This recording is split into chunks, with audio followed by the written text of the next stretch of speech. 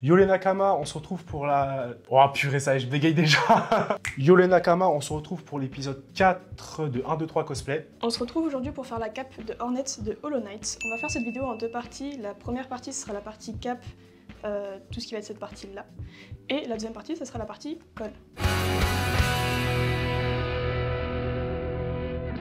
Du coup, si les vidéos vous plaisent d'un 2, 3 cosplay, n'oubliez pas de like, de partager. Et voilà, on vous sera reconnaissant.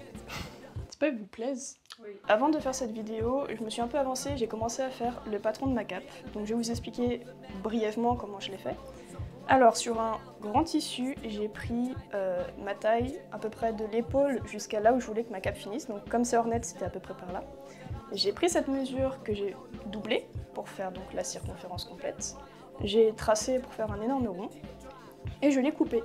Ensuite, au milieu, j'ai tracé à peu près un grand tour de cou pour pouvoir faire des plis et arriver avec des plis sur la cape et avoir un tour de cou assez serré. C'est juste la bosse en fait. Comme vous pouvez le voir, du coup, sur le patron, j'ai fait quelques marques. Bon, elles sont un peu moches, je l'avoue, mais j'ai fait quelques marques pour marquer les plis que je pourrais après reporter directement sur mon tissu. Ah oui, elle est épinglée. Du coup, vu qu'on n'avait pas assez de tissu en largeur, du coup, ce qu'on a fait, c'est qu'on a dû plier la cape en deux. Et du coup, on va la couper en 2 fois, c'est ça? Oui. C'est ça, voilà.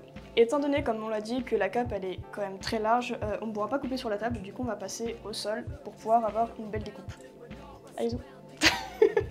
Allez, on y va. Alors, tu bégayes, Coro? Mais ça va. Pendant que moi, je ne bégaye pas. Filme-moi. Filme-moi. Montre-moi au monde. Montre-moi au monde. Fais-moi rêver.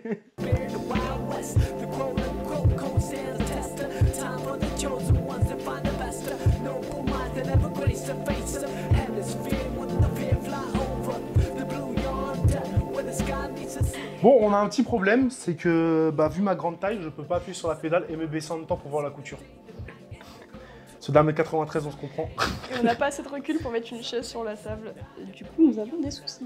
Du coup, là, Coro, il va faire des points zigzags sur les bords du tissu pour éviter que le tissu s'effiloche, parce que comme ce sera à l'intérieur et que je vais beaucoup bouger en portant la cape, les bords risquent de s'effilocher et abîmer après la couture finale à l'intérieur. Donc là, on va faire des petits points zigzags sur toute la longueur et après faire la couture finale.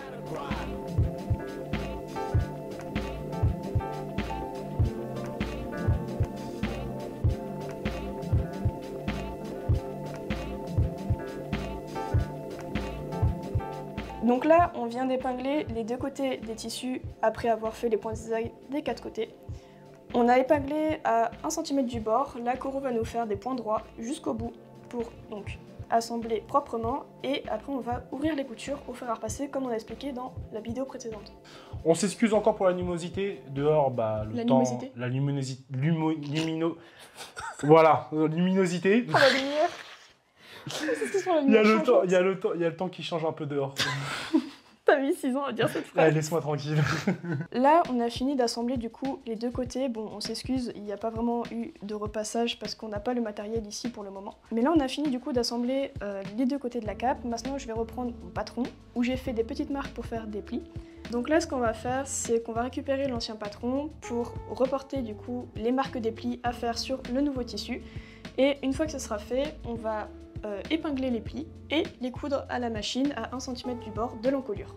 Donc là on vient de finir de coudre les plis. Pour une meilleure finition, on peut repasser les plis jusqu'à à peu près 10 cm ou sinon surpiquer très près du bord jusqu'à aussi 4-5 cm. Au dos de la cape, j'ai fait une petite ouverture pour pouvoir coudre à la fin, une fois que le col sera fait, une fermeture éclair. Du coup, pour plus de réalisme en rapport avec le personnage, ce qu'on va faire, c'est qu'on va poncer les bords pour faire un effet plus abîmé, plus réaliste avec du papier de verre. Une fois qu'on a fini de poncer la cape, on va passer à l'étape 2, donc le col. Pour le col, on va prendre un grand carré de tissu, donc de tissu de la lampe couleur, qu'on va mettre au sol. On va aplatir la cape sur ce tissu et on va reporter l'encolure, donc l'intérieur du col. Une fois qu'on a fini, on va calculer à peu près, donc avec 1 mètre, la longueur où vous voulez que le col remonte. Une fois que vous avez votre mesure, moi j'ai pris 13 cm, vous allez reporter cette mesure et faire un énorme cercle autour du cercle de l'encolure.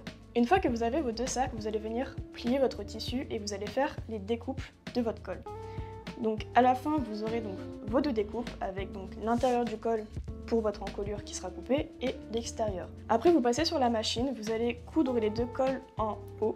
Une fois que vous avez ça, vous allez ouvrir vos coutures en haut et vous allez retourner votre tissu. Donc une fois que vous avez votre col qui est coupé et cousu en haut, vous allez venir le mettre par terre sous la cape. Donc vous regardez pour que les deux encolures soient parfaitement alignées. Et vous allez du coup coudre tout autour avec une couture à 1 cm du bord comme d'habitude. Du coup, on espère que la vidéo vous a plu. J'espère aussi que la petite déco temporaire vous plaît aussi. Mais vous inquiétez pas, dans le prochain épisode, ce sera mieux. Si vous avez aimé, n'oubliez pas de mettre un pouce bleu, de vous abonner et de partager. Et vous pouvez retrouver le cosplay fini en description sur son Insta. C'est un énergumène à côté de moi. Merci à tous et à la semaine prochaine. Voilà, c'est bon. Cohésion, voilà, c'est bien, c'est bien.